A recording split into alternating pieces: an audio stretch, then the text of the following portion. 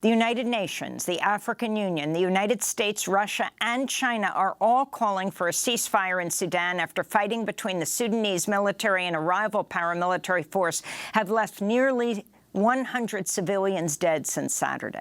Hundreds of civilians have been injured. The actual death toll is believed to be much higher. The heaviest fighting has been in the capital, Khartoum, around the Republican Palace, the army headquarters, and the international airport. The fighting's pitted Sudan's military, led by General Abdel Fattah al-Burhan, against a powerful paramilitary group called the Rapid Support Forces, or RSF, led by Lieutenant General Mohammed Hamdan, known as Hemeti. General Abdel Fattah al-Burhan has been the de facto leader of Sudan since the overthrow of the longtime ruler Omar al-Bashir in April 2019. Mohammed Hamdan is a former commander of the Janjaweed militias, which was responsible for murders, rapes, and torture in Sudan's Darfur region. The fighting's dashed hopes of a civilian-led, democratically elected government, a key demand of protesters who led the mass mobilizations 4 years ago that led to al-Bashir's ouster. The fighting stems in part from a dispute over how the paramilitary Rapid Support Forces would be integrated into the Sudanese military. The deadly clashes have also impacted humanitarian efforts in Sudan. In North Darfur, 3 employees of the World Food Program were killed, forcing the UN agency to temporarily halt all operations in Sudan. In addition, a UN humanitarian plane was significantly damaged at Sudan's airport in Khartoum on Sunday. We go now to Khartoum, where we're joined by the Sudanese activist Marine Alneel. We welcome you back to Democracy Now!, Marine. Can you explain what's happening in your city, in the capital of Sudan, in Khartoum? Good morning, Amy Goodman. As I'm speaking to you right now from Khartoum, we're hearing airstrikes. We're hearing fighter jets. We're hearing different kinds of explosions that we're not aware. What are they exactly? I think what is not clear when we're saying, when in the international media, we're talking about the clashes being around the military headquarters, around the presidential palace, and around other military buildings, that these buildings are in the middle of the city, very close by to residential areas. Not meters away from any of these buildings, there are neighborhoods that are populous. There are many residents living there, and these clashes are happening in between these buildings. The people, the civilians, are caught in the middle of the clashes and are being affected, and the casualties, as you said, are probably much higher than reported because people are not able to reach hospitals. We're not able to reach medical attention. Many have been shot on their ways to hospitals and medical attention, and the streets are not safe. The ceasefire that was announced yesterday had absolutely no manifestation on the ground, and I think the Sudanese people were aware of that. The Rapid Support Forces, the Sudanese Armed Forces, and the UN, all the parties that were announcing this ceasefire or the truce that were supposed to provide safe routes are not credible for the Sudanese people. And it was shown to us when 4 p.m. came, the time for the truce. Actually, the explosions were louder. There were many more gunfires that were being heard by residents of Khartoum, and people were frantically trying to warn each other to not believe the ceasefire, to not go out of their houses, to stay sheltering in place. I am so sorry you're speaking to us under such duress. I wanted to play for you Sudan's former Prime Minister, Abdallah Hamdok, urging warring parties to reach a ceasefire. I speak to you today as our country faces the danger of separation, and I say to you that when a bullet is fired from a weapon, it cannot tell the difference between the attacker and those being attacked, and the victims are the Sudanese people. My first message is to General Abdel Fattah al-Burhan and the leaders of the Sudanese military, and to Mohammed Hamdan Dagalo and the leaders of the Rapid Support Forces. The exchange of fire must stop immediately, and the voice of reason must rule. Everyone will lose, and there is no victory when it is on the top of the bodies of our people. Now, he's the former prime minister for a very brief period of time. But for people who are not understanding this conflict and what happened after Bashir was thrown out in April of 2019, go back in time and explain how what we're seeing today is unfolding, Marine. The 2019 popular revolution ousted President Omar al-Bashir, and immediately the military took over, and the political powers at the time, the Forces of Freedom and Change, immediately entered in negotiation with the military, causing a lot of frustration amongst the people who have given their lives and souls to the revolution, as we knew that these negotiations do not meet our demands. We did not want to enter into negotiations. We wanted an immediate exit from the power when it comes to the military, and we wanted an immediate transition of power to a civilian government. However, the negotiations are what led us to this moment, and we hear statements such as the one that we just heard from former Prime Minister Abdullah Hamdok. We hear them with a lot of frustration, because this is the transitional government that, when was in power, empowered the Sudanese armed forces and empowered the rapid support forces and further legitimized them. And this is what led us to a situation of a full-blown conflict.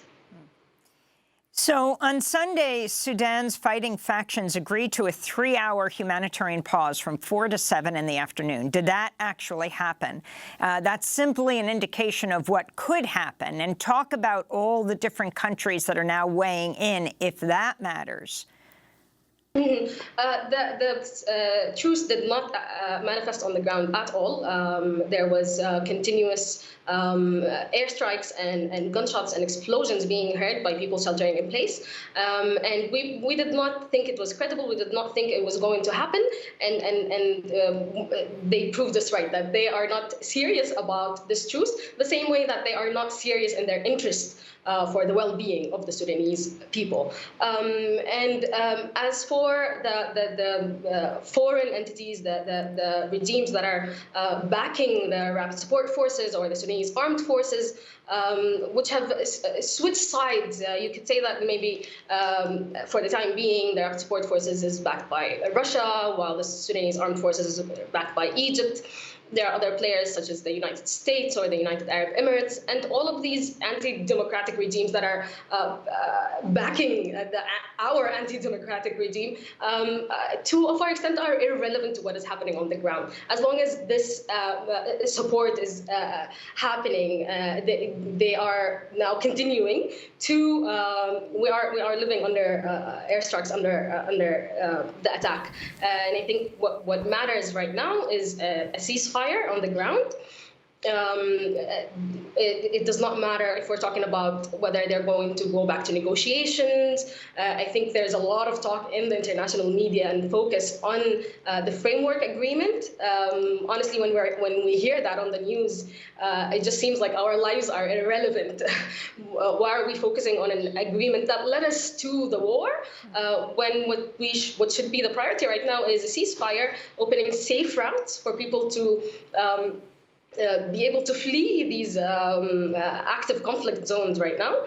And what is written on paper right now does not matter when we have people under fire losing their lives. What led to this latest outbreak of violence and a lot of attacks on military installations, but they're throughout Khartoum, so that, of course, threatens many civilians. Explain who these two forces are. So the two forces are this Sudanese armed forces and the rapid support forces, also known as the Janjaweed, which was legitimized by Omar al-Bashir's regime and further legitimized by the transitional government.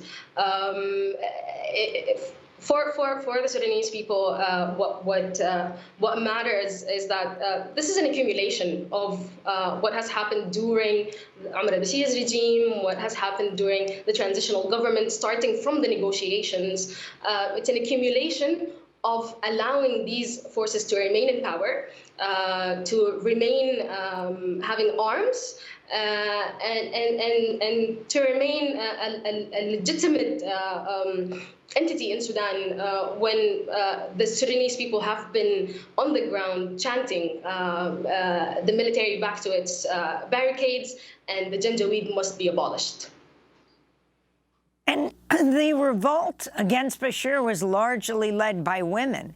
So what are you demanding happens right now? The demands of all the Sudanese people is a ceasefire, opening safe routes, and most importantly, a lesson out of this that we cannot continue to legitimize these powers. We cannot continue to allow the Sudanese armed forces to be in the political scene. They need to return to their barricades, and we cannot continue to make little of the lives of the Sudanese people and the residents of Sudan. So how do the civilians, how is civilian power achieved in Sudan right now, military leader? Right now, what needs to happen is a ceasefire before anything else. What is happening on the ground actually is that the Sudanese people are the ones leading efforts that could have been expected from a government if we had a government that is actually interested in the well-being of the people. The civilians are the ones who are rescuing people who are trapped in risky zones.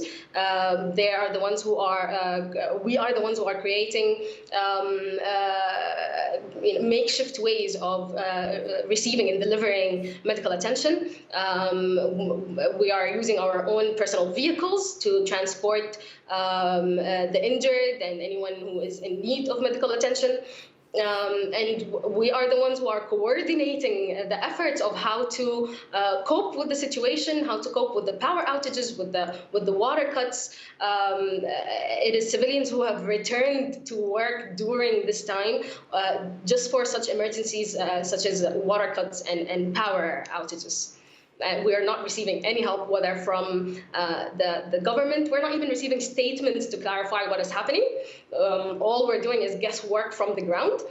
And we're not receiving any help from UN entities or international community. We are our own government right now, helping ourselves and absolutely not paying attention to the statements of the government because they have been proved to be absolutely not credible. Well, Marine Alneel, we thank you so much for taking this time to speak to us. Sudanese activists currently in the capital, Khartoum. Please stay safe.